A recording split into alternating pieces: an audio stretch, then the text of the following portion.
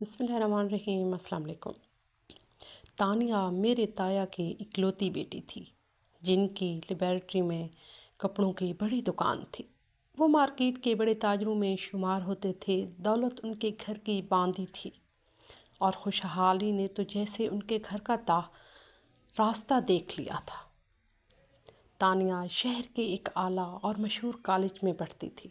تایا کو بیٹی سے بہت پیار تھا۔ انہوں نے اسے گاڑی لے کر دی ہوئی تھی اور آدھی جائیداد تو جیتے جی اپنی صاحبزادی کے نام کرتی تھی۔ جب وہ چھٹیوں میں ہمارے گاؤں آتی تو اس کے ٹھاٹ باٹ دیکھ کر ہم رشک کرتے تھے۔ اس کے پاس اتنے جوڑے اور جوتے تھے کہ وہ انہیں دوبارہ استعمال کیے بغیر ہی ہمارے گھر چھوڑ جاتی تھی۔ اس سارے عیش و آرام کے باوجود وہ بہت اچھے اخلاق کی حامل تھی۔ ہر وقت ہنسی مذاق کرنا اور سب کے ساتھ مل جل کر رہنا اس کی عادت تھی۔ جب ہم سب سیر و تفریح کے لیے جاتے تو ہمارا وقت بہت اچھا گزر جاتا۔ اس بار وہ چھٹیوں میں آئی اور آتے ہی پکنک کا پروگرام بنا لیا۔ اس مرتبہ چچا کا بیٹا ارمان بھی ساتھ تھا کیونکہ میرے بھائی شوکت نے اسے آفر کی تھی کہ تم بھی ساتھ چلو ورنہ میں بور رہوں گا۔ ارمان سنجیدہ مزاج تھا اور جلدی سے گھلتا ملتا نہیں تھا۔ میرے ساتھ بھی اس کی زیادہ بے تکلفی نہیں تھی، البتہ فرحہ کے ساتھ اس کی بات چیت ہوتی رہتی تھی۔ میری اس کزن کی منگنی ارمان کے ساتھ ہو چکی تھی۔ تانیہ کو اس بات کا علم نہیں تھا کیونکہ یہ لوگ خاندان سے الگ تھلگ رہتے تھے۔ صبح 7 بجے ہم لوگ یوبیا چلے گئے۔ پرفضا مقام کی اپنی شان ہوتی ہے۔ فرحہ، شکیلہ اور میں ساتھ ساتھ تھے جبکہ تانیہ ہم کو چھوڑ کر بار بار شوکت بھائی اور ارمان کے پاس چلی جاتی تھی۔ ہم نے محسوس کیا کہ وہ ارمان میں دلچسپی لے رہی ہے، تاہم فرحہ نے اس بات کو محسوس نہیں کیا کیونکہ وہ تانیہ کی جلبلی عادت کا سب کو علم تھا۔ خدا نے اچھی صورت کے ساتھ ساتھ اسے ذہن بھی دیا تھا۔ وہ باتوں کا فن خوب جانتی تھی۔ اس کی ہنس مزاح بھی نہایت عمدہ تھی، لہٰذا اس کی بات سبھی کا دل خوش کر دیتی تھی۔ پکنک اچھی رہی۔ جب ہم گھر آئے تو بہت تھکے ہوئے تھے، جلدی سو گئے۔ اگلی صبح ارمان آیا اور کہنے لگا، شبو باجی سب کزن سے کہو آج میری طرف ڈنر ہے۔ میں حیران تھی کہ اس کنجوس کزن کو ہماری دعوت کرنے کا خیال کیسے آیا۔ اس روز فرحہ کی امی بیمار ہو گئیں، وہ ان کے ساتھ ہسپتال چلی گئیں۔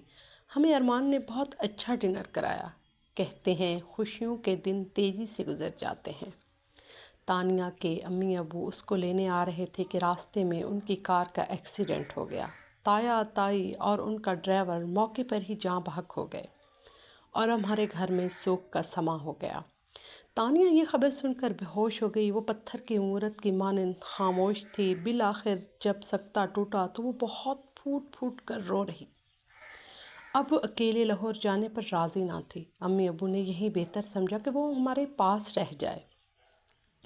ابو جان تایا ابو کا کاروبار سنبھالنے لاہور چلے گئے۔ ان کے گھر کو مقفل کر کے چوکیدار کو نگران رکھ دیا۔ تانیہ کو وہاں جانے سے وحشت ہوتی تھی۔ وہ اپنے والدین کو نہ پائے گی تو دل کی کیا حالت ہوگی۔ میں، فرحہ، شکیلہ اور شوکت بھائی سبھی اس کی دلجوئی میں لگے ہوئے تھے۔ ارمان بھی افسردہ تھا اور تقریباً روز ہی اسے تسلی دینے ہمارے گھر آ جاتا تھا۔ تانیہ کو ہم باہر گھمانے لے جاتے۔ ہم نے محسوس کیا کہ وہ بہلتی تھی تو صرف ارمان سے۔ اس کے ساتھ باتیں کر کے تانیہ کو سکون مل جاتا تھا۔ جب وہ آتا تو یہ لڑکی اپنا غم تھوڑی دیر کو بھول جاتی تھی۔ جلد ہی دونوں میں کچھ ایسی دوستی ہو گئی کہ روز ملے بغیر رہ نہیں سکتے تھے۔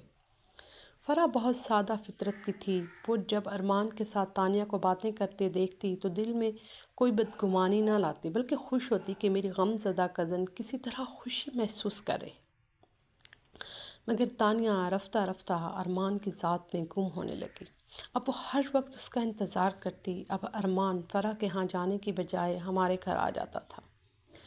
اس کے معمولات میں کافی فرق آ چکا تھا۔ فرحہ میری گہری سہیلی تھی۔ میں نہیں چاہتی تھی کہ اسے مستقبل میں کسی قسم کے دھوکے کا سامنا کرنا پڑے۔ جب اس معصوم کو کچھ خبر نہ تھی۔ فرحہ ارمان سے بچپن سے پیار کرتی تھی اور مجھ سے اس کی ڈھیروں باتیں کرتی تھی۔ میں جانتی تھی کہ تانیہ کے آنے سے پہلے ارمان بھی اسے چاہتا تھا، بطور جیون ساتھی اس کے ساتھ مستقبل کے خواب دیکھتا تھا۔ مگر سچ یہ ہے کہ انسان کو بدلتے دیر نہیں لگتی۔ ایک دن تانیہ نے مجھے بتایا کہ ارمان اس سے شادی کرنا چاہتا ہے اور وہ بھی اسے جیون ساتھی کے روپ میں دیکھنا چاہتی ہے۔ اس نے کہا، شبو باجی، آپ یہ بات اپنی امی ابو سے کہیں، ہم آپ کی مدد کے طلب ہیں۔ امی نے سنا تو لمحہ بھر کو سکتے میں آ گئی۔ بولی، میں تو سمجھتی تھی کہ کزن ہونے کے ناطے ارمان اس کی دلجوئی کرنے آتا ہے، مجھے کیا خبر تھی کہ ان کی چاہت اتنی گہری ہو جائے گی۔ لیکن اب فرح کا کیا بنے گا؟ اس کے والدین کو کیسے سمجھائیں گے؟ امی وہ تو سمجھ ہی جائیں گے، لیکن بیچاری فرح بری طرح اجڑ جائے گی، کیونکہ اس کی دلی حالت کو سمجھتی ہوں۔ بیٹی، اگر ارمان انکار کر رہا ہے تو یہ شادی کیسے ہو سکتی ہے؟ فرح کو سمجھانا ہی ہوگا، اور اچھا ہے اگر ہم تانیہ کے دل کی اس خوشی کو پورا کر دیں جو کہ بیک وقت ماں باپ دونوں کو کھو چکی ہے۔ اگر دوسرا دھچکا ملا تو وہ سہ نہیں سکے گی۔ گویا میری امی نے تانیہ کے حق میں فیصلہ دے دیا۔ ابو نے ارمان سے بات کی تو اس نے واضح الفاظ میں کہہ دیا، اگر آپ لوگوں نے میری شادی تانیہ سے نہ کی تو میں فرح سے بھی شادی نہیں کروں گا۔ میں بچپن کی منگنی کو نہیں مانتا، پھر کیا فائدہ ہم دونوں کو اجاڑنے کا۔ ابو اس کی بات سن کر سہم گئے۔ ایک طرف بہن کی خوشیاں تھیں کہ فرح ان کی بھانجی تھی، اور دوسری طرف ان کے محروم بڑے بھائی کی لختی جگر تھی۔ وہ خاموش ہو گئے۔ بالآخر فیصلہ تانیہ کے ارمان کے حق میں ہوا۔ جس روز فرح کو پتہ چلا وہ میرے کندھے پر سر رکھ کر روتی رہی۔ اس کو یقین نہیں آتا تھا کہ ارمان یکا یک اس طرح بدل جائے گا۔ اس ارمان کو فون کیا اور پوچھا، ارمان، کیا یہ صحیح ہے جو میں سن رہی ہوں؟ کیا تم نے مجھ سے شادی سے انکار کیا ہے اور تانیہ سے شادی کر رہے ہو؟ ہاں، یہ صحیح ہے، یہ کہہ کر اس نے فون بند کر دیا۔ فرح نے تو جو سہنا تھا سہ لیا، مگر کسی کو پتہ نہیں تھا کہ ارمان لالچی آدمی ہے۔ اس نے خود پر ایک خول چڑھا رکھا تھا۔ وہ ہمارے سب سے چھوٹے اور غریب چچا کا بیٹا تھا۔ ان کے گھر میں خوشحالی نہ تھی، اسے امیر ہونے کی حسرت تھی، اور اس آرزو کو اس نے دل میں دبا رکھا تھا۔ جب اسے اندازہ ہوا کہ تانیہ اس میں دلچسپی لے رہی ہے تو اس کے اندر کی لالچ آدمی نے یہی سوچا، کیونکہ وہ نہ میں اس موقع سے فائدہ اٹھا لوں۔ اسے تانیہ سے نہیں، اس کی دولت سے محبت تھی جو وہ اپنی اکلوتی بیٹی کے نام کر گئے تھے، اور باقی ثاثا بھی تانیہ کو ہی ملنے والا تھا۔ اس کے نزدیک اس موقع سے فائدہ نہ اٹھانا سراسر بے وقوفی تھی، جبکہ لڑکی خود بھی اسے شادی کی آرزو مند تھی۔ دکھی جان سمجھ کر سبھی نے تانیہ کا ساتھ دیا اور بیچاری فرح کو بھول گئے تھے، سوائے میرے پھپھا پھوپھی کے، جو اپنی بیٹی سے بہت پیار کرتے تھے، لیکن زمانے کے حجاب سے اس کے منہ پر تالے لگائے ہوئے تھے۔ ارمان ٹھنڈے دل و دماغ کا آدمی تھا، تبھی وہ منصوبے بھی خوب بناتا تھا۔ ایک دو بار میں نے تانیہ کو سمجھانے کی کوشش کی کہ تم فرح کا خیال کرو، وہ تمہاری پھپھو کی بیٹی ہے۔ اگر اس کا خیال نہیں کر سکتی تو یہی سوچ لو کہ ایک انسان اگر اپنی منگیتر کو دھوکہ دے سکتا ہے تو تم کو بھی دے سکتا ہے۔ وہ بولی، یہ نظریات کا کھیل ہے، یہ دل کے معاملات ہوتے ہیں، تم اس بات کو سمجھو، لیکن شاید تم سمجھو گی نہیں، کیونکہ تم فرح سے زیادہ انسیت رکھتی ہو۔ میں خاموش ہو بیٹھی۔ دونوں کی شادی ہو گئی۔ ارمان نے منع کر دیا کہ دھوم دھام نہیں چاہیے۔ شادی کے بعد دونوں بنی ہنی مون منانے چلے گئے۔ ادھر غم سے فرح بیمار پڑ گئی۔ روز پھپھو کے گھر جاتی اور اسے سمجھاتی، اس کی دل جوئی کرتی۔ شادی کا بمشکل 1 سال ہنسی خوشی گزارا، پھر ارمان نے اپنا اصل رنگ دکھانا شروع کر دیا۔ وہ پیار پیار سے بیوی کو کہتا کہ تم اپنی جائیداد کا کچھ حصہ تو میرے نام کر دو تاکہ خاندان میں میری کچھ عزت بن جائے۔ تانیہ نادان ایک دن اس کی باتوں میں آ گئی، اس نے اپنی جائیداد اپنے خاوند کے نام کر دی۔ اسی طرح رفتہ رفتہ باقی اثاثوں پر بھی ارمان نے کنٹرول کر لیا۔ جب اسے اپنا مقصد حاصل ہو گیا تو وہ اس بات پر تانیہ سے لڑنے لگا کہ 2 سال ہو گئے شادی کو اور تم نے مجھے ابھی تک اولاد کی خوشی نہیں دی۔ میں ایسی جائیداد کا کیا کروں جس کا کوئی وارث نہ ہو؟ کبھی کہتا کہ تم اولاد کے لیے علاج نہیں کرواؤ، میری لائی ہوئی دوائیاں نہیں کھاتی، اپنا خیال نہیں رکھتی۔ وہ اس نازوں کی پلی کو سب اسی بات سے ٹینشن دینے لگا۔ جب وہ ایسے رویے کی بالکل بھی عادی نہ تھی، تبھی غمزدہ رہنے لگی۔ اللہ نے اس پر رحم کر دیا اور اس کو اولاد کی خوشی سے نواز دیا۔ اس نے شوہر کو خوشخبری سنا دی، وہ امید سے ہے۔ اب ارمان کے ارمانوں پر اوس پڑ گئی اور وہ سوچنے لگا کہ میں نے تو شادی دولت کی خاطر کی تھی، وہ تو مجھے مل گئی، اب اولاد ہو گئی تو میں تانیہ کے ساتھ واقعی بندھ جاؤں گا۔ ایک دن اس نے بیوی سے کہا سیر کو چلتے ہیں۔ وہ اسے ایک پہاڑی علاقوں میں لے گیا اور پھر روتا دھوتا آ گیا کہ تانیہ دریائے نیلم کے کنارے ایک پتھر پر کھڑی تھی کہ اس کا پیر پھسل گیا اور تیز لہروں میں گر گئی۔ اس نے وہاں افریزہ کو اطلاع دی۔ انہوں نے اس کی لاش کو ڈھونڈوایا مگر وہ تیز پانی کے بہاؤ سے بہہ گئی۔ تانیہ کی لاش تو 2 دن بعد مل گئی، جو کہیں آگے جا کر ایک بڑے پتھر پر اٹک گئی تھی۔